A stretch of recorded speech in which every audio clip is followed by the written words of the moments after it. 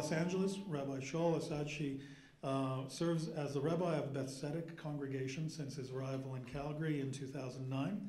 Prior to coming to Calgary, he served the Jewish community in Houston, Texas for 30 years.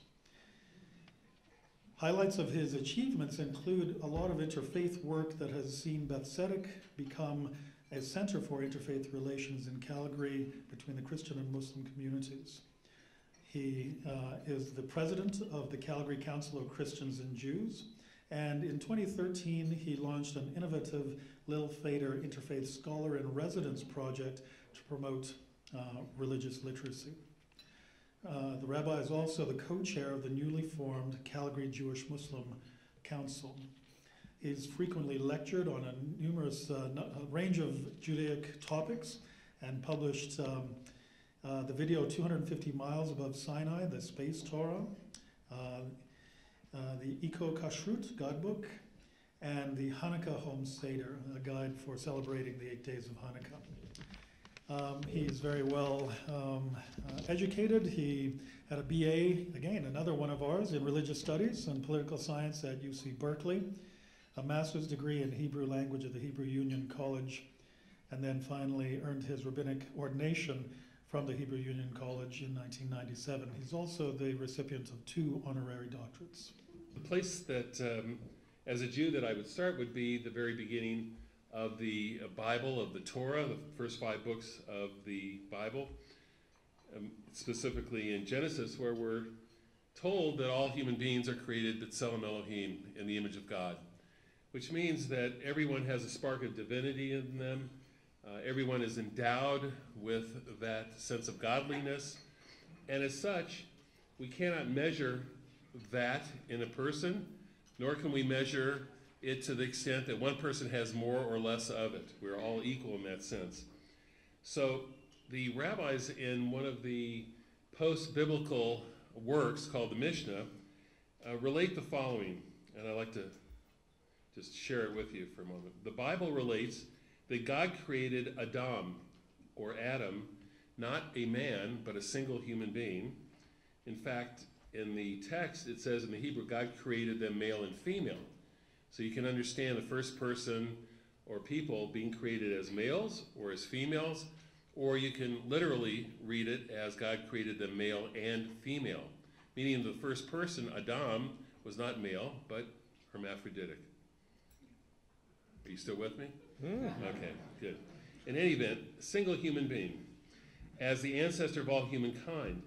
This teaches us that to destroy a single life is to destroy a whole world, even as to save a single life is to save a whole world. That all people have a common ancestor should make for peace, since no one can say to anyone else, my father was greater than your father. That humankind began with a single human being is an answer to the heretics who could claim the existence of more than one creator. That humankind began with a single human being proclaims forever the greatness of the Holy One. For humans stamp coins with one die, and they all look alike. But the Holy One stamped every human being with the die of Adam, this first person, yet no person is like any other.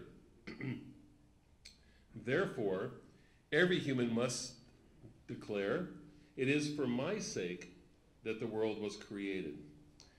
This suggests to us that diversity not only is an intentional part of God's creation design, but that it's good. In fact, in the Torah, in the Bible, in Genesis, after the creation of every day, God notes the creation and says, it was tov, it was good.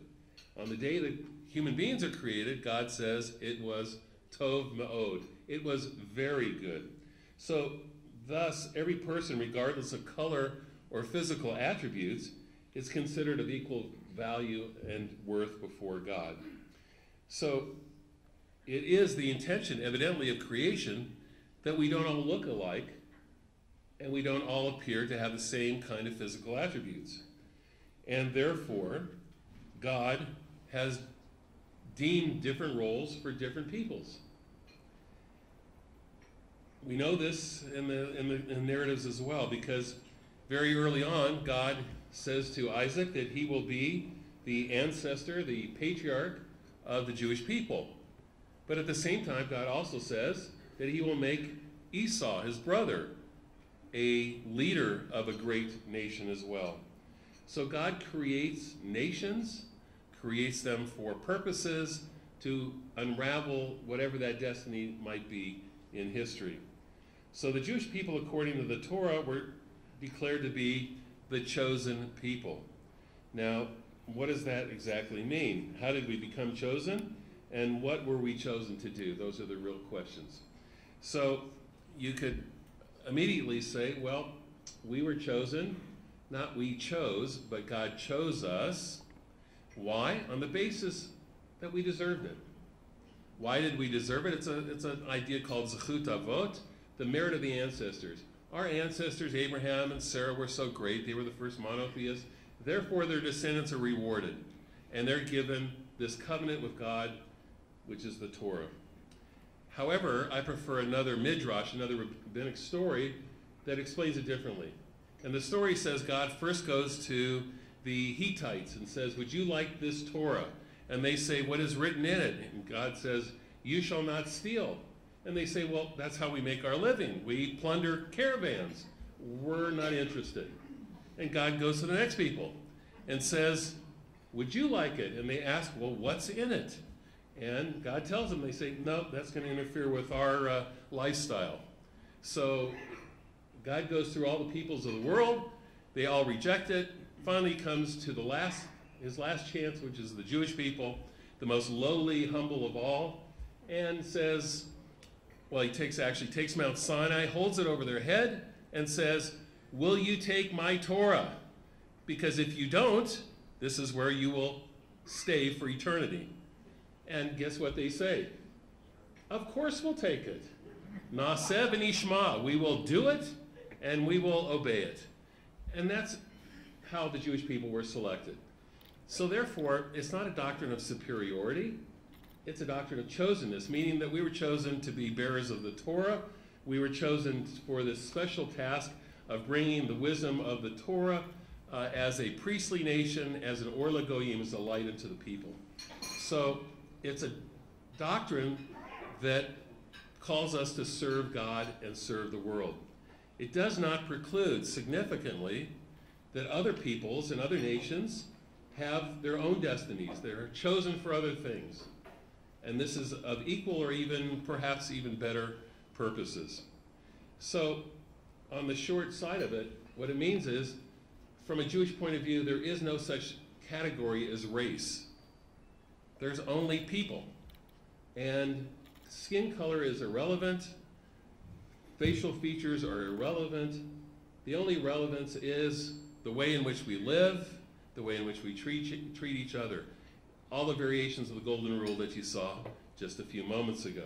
So this is what's most important for Jews, and having been people who have suffered throughout history, been persecuted, been scapegoats for various societies, we understand the seriousness of what bigotry and hatred can lead to. And it's not just the Holocaust, but the Crusades, the Inquisition, pogroms in Russia, and so forth. These kinds of things have driven Jews from one place to another, and ultimately back to the land of Israel. So Jews have been at the forefront in the last 100 years of most of the civil and human rights movements that have come about. And it's a fulfillment of the prophetic message to be a light unto the nations, that is, to seek out social justice and to refute and to fight against the abuse of human rights. As Jews, therefore, part of our understanding of our role is not to be missionaries, not to convert people. We're not proselytizers. You don't have to be Jewish to get into the world to come.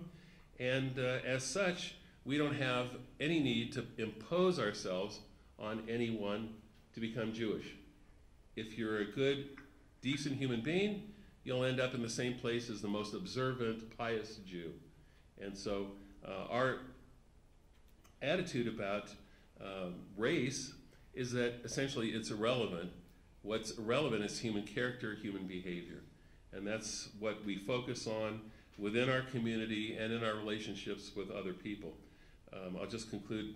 I'm still doing it. 2 minutes. Wow. My congregation would be amazed. A very interesting experience I had in Washington in 1988. There was a conference of leaders of the Black African American community and the Jewish community, rabbis and ministers. 25 of us from each community came together, a conference to talk about our respective relationships, and it was very interesting. We asked how the other perceived the other. So the Jews, the rabbis at the table, said, well, you're just simply not Jewish. There's only really two categories. You're either Jewish or you're not. And they looked aghast at us. Black is important. That was important to them, obviously. But it was really irrelevant to us. They were just dark non-Jews. And so they asked us, or we asked them, well, how do you view us? And they said, well, you're just white folk. You're just Jewish white folk. You're a different kind of white folk. And we thought, no, we're not. We're not white folk. We're Jews. So it really illustrated to me that as much as it may be important to some what your racial background is, for Jews it's not particularly significant.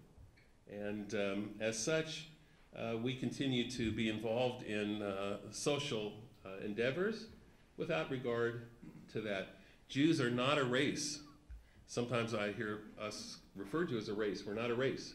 Because everybody who's in this room today, we have you in our community. Whether you're white, dark, whatever color you are, whatever racial features you are, we have Jews that look like you. So to us, this is a irrelevant category, back to the main category, which is human rights, human freedoms, respect and dignity for all human life. Thank you.